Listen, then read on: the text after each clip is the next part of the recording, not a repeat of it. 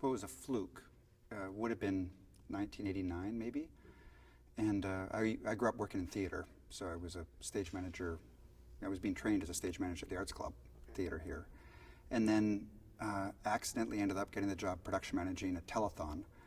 Had no idea what I was doing. And I think I was 23 years old then. And then that led to a show called Lamb Chop, this Sherry Lewis puppet show.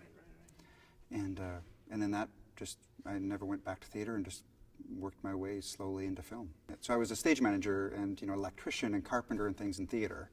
So worked as a crew member, and then ended up doing an apprenticeship for stage management, and then that led to production management, as I said, accidentally, and only because I was with a company and the production manager left to go back, and he was planning on doing the telethon, and I was going to work for him. He went to go and be the location manager on Danger Bay, so it's that long ago. And so he left to go to that, and the producer just asked me to do the job, and I didn't have a clue what I was doing, but I said yes. I've always been attached to the arts somehow, and I loved telling stories, and I was involved in theater in high school and things. So it's always just sort of been a passion. So storytelling effectively and entertainment, I've always loved that. And film was just I guess a natural progression out of theater as I found a way to move on. But no, I had no plan. Like film wasn't, when I was growing up here and I graduated high school in '83, there was no film industry here to speak of. There were occasional films that came here, but it wasn't an industry by any means. It was a destination that was interesting to filmmakers because it wasn't well shot and wasn't overly shot, and so it was a place you came to for that reason.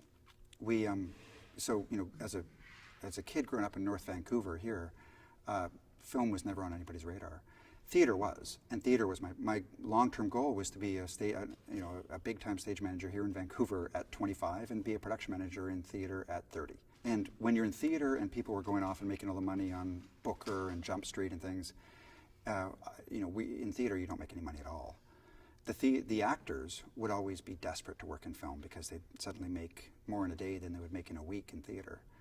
And there was certainly a hierarchy. Like in film, you were at the upper echelon of the pay scale. In theater, you were not. But theater was seen as the art, and film was seen as the commerce. Well, there was a film that we pieced together. You were talking about Brad Van Aragon earlier. Brad was our head of production at the time. This is before Bright Light.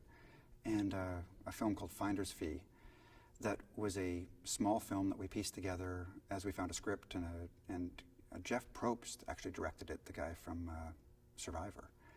And we had an amazing cast with James Earl Jones, and Ryan Reynolds was in it, and all these young up-and-coming actors. Not that James Earl Jones was young and up-and-coming, he was just epic.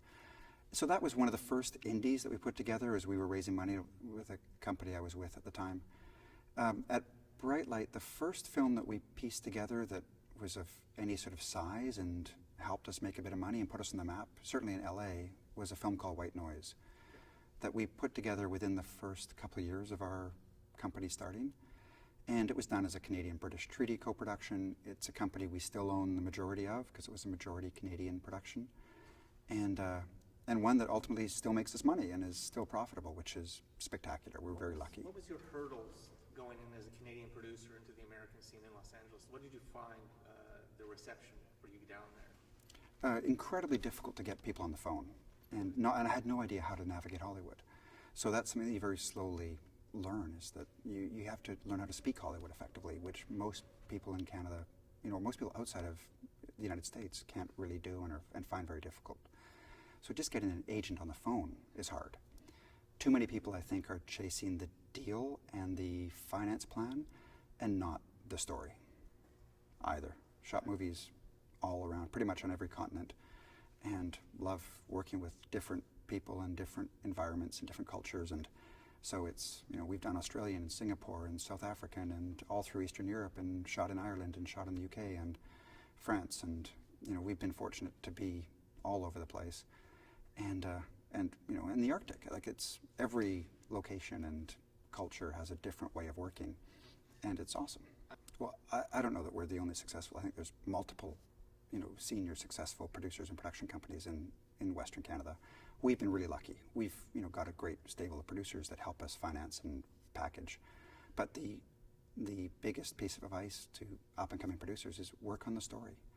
And for me, it's a lesson I learned out of theater, really, which is support. Because as a stage manager, you're trained, and I was lucky to be working there when I was 18, so it's beaten into me. Our only job is to support people. So we're there to support the story, the actors, and the director.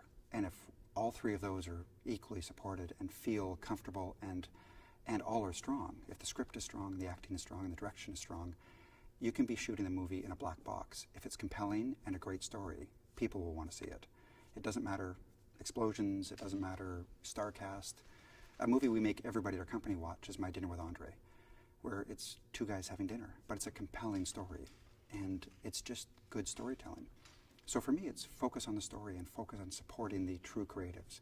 Because from my perspective as a producer, my job is to do as little as possible, except support those people.